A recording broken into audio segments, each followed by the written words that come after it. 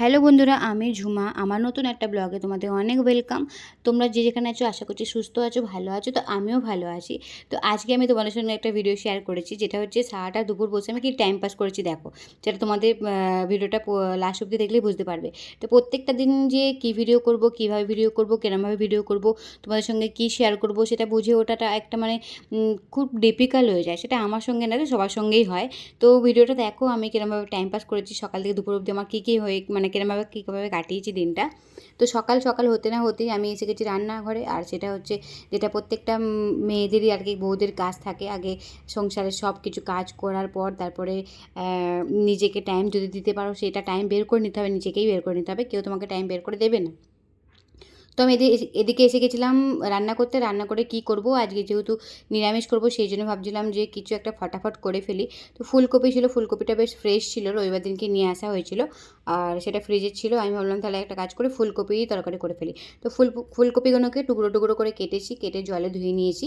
আর ভালো করে জলে ধুয়ে নেবো, কেননা কখনো কখনো পোকা থাকে তো বুঝতে পারা যায় না। আর যেহেতু পোকা থাকে, বুঝতে পারা যায় না, সেই জন্য কী করতে হবে কি, গরম জলে, কড়াইতে একটু গরম জল বসিয়ে সেটাকে একটুখানি নুন আর একটু হলুদ দিয়ে তাতে ফুলকপিগুলো একটু ভাপিয়ে নিতে দরকার। সেটা তোমরা সবাই জানো, তবু আমি বলছি কেন, অনেক সময় কী হয় না, তো টাইম নেই বলে তাড়াতাড়ি করে রান্না করতে ইচ্ছা হয়, যদি জানি তো ভাবাবো না, এমনি রান্নাটা করে ফেলি।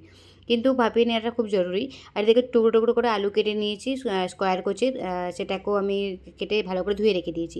আর কড়াইতে একটু তেল দিয়ে তার মধ্যে পাঁচফোড়ন আর শুকনো লঙ্কা দিয়ে দিয়েছি। আর সেটাকে একটু হালকা করে লাল করে নেবো। আর তারপরে একটু হিং দিয়ে দিয়েছি, আর কটা কারি পাতা ছিল সেটাকেও দিয়ে দিয়েছি। দেওয়ার পরে আলুগুলোকে দিয়ে দিয়েছি। তো আলুগুলোকে একটু নেড়ে চেড়ে তার মধ্যে টমেটো দিয়ে দিয়েছিলাম। আর তার মধ্যে সব রকম মশলা দিয়ে দিয়েছি, জিরে পাউডার, ধনে পাউডার, হলদি পাউডার, মির্চি পাউডার, আর সব কিছু দিয়ে হালকা করে জল দিয়ে ওটাকে চাপা দিয়ে নেড়ে কষিয়ে নিয়েছিলাম। এরপরে ওই ভাপিয়ে রাখা কপিটাকে দিয়ে দিয়েছি। কেননা টাইমটা যেহেতু অনেকটা কম, সেই জন্য আর আমি না ওই পুরো ভিডিওটা করে দেখাতে পারছি না তোমাদেরকে।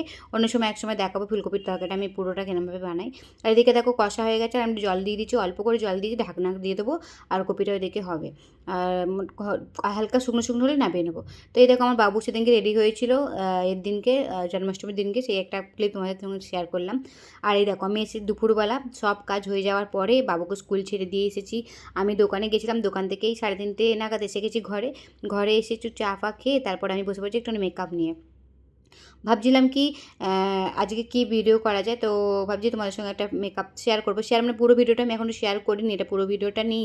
তোমরা যদি কমেন্টস করো আমাকে যে মেকআপের পুরো ভিডিওটা শেয়ার করার জন্য, তাহলে আমি ভিডিওটা শেয়ার করব। তো দেখতেই পাচ্ছ আমি আমার দুটো আইব্রোকে শেড করে নিয়েছি। এবার আমি এটাকে কনসিলার দিয়ে আরও সুন্দর করে আমি শেড করে নেবো।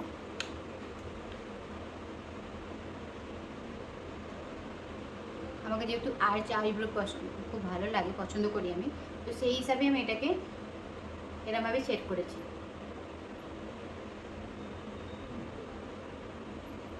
সামনেরটাকে খুব লাইট রেখেছি, আগে নালে মনে হবে কি, এটা বক্স গোছে লাগবে, কিন্তু সামনেটা তোমরা চেষ্টা করবে একদম লাইট রাখতে, এটা বক্স টাইপ দেখতে না লাগে।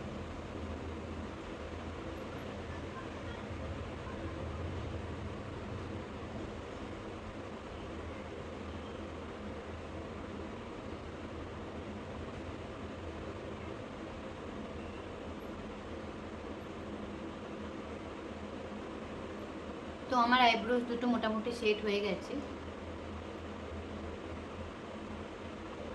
এবার আমি এটাকে কনসিলার দিয়ে সেট করে নেব।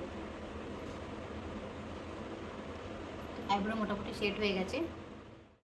তো মোটামুটি মেকআপটা আমার হয়ে গেছে, আর এইটা হচ্ছে ফাইনাল লুক। আর একদম সিম্পলের মধ্যে চেষ্টা করেছি মেকআপ লুকটা ক্রিয়েট করার জন্য। অ্যাকচুয়ালি নিজের সেলফ মেকআপ করার জন্য যতটা প্রোডাক্ট দরকার হয়, অনেক সময় অনেকেই সেলফ মেকআপও খুব হেভি করে, তো আমি সেটা করিনি। আমি একদম চেষ্টা করেছি অল্প প্রোডাক্ট নিয়ে আর সেলফ মেকআপটা ক্রিয়েট করতে। আর যদি এই মেকআপ লুকটা তোমাদের ভালো লেগে থাকে তো অবশ্যই আমাকে কমেন্টসে জানিও। আর তোমাদের মেকআপের ভিডিওটা যদি চাই সেটাও অবশ্যই আমাকে কমেন্টস করো, আমি তোমাদের সাথে শেয়ার করবো মেকআপের পুরো ভিডিওটা। আর কেমন লেগেছে অবশ্যই করে আমাকে জানিও মেকআপটা। আর যদি ভালো লেগে থাকে অবশ্যই একটা ভিডিওটাকে লাইক করে দিও আর একটু সাবস্ক্রাইব করে দিও।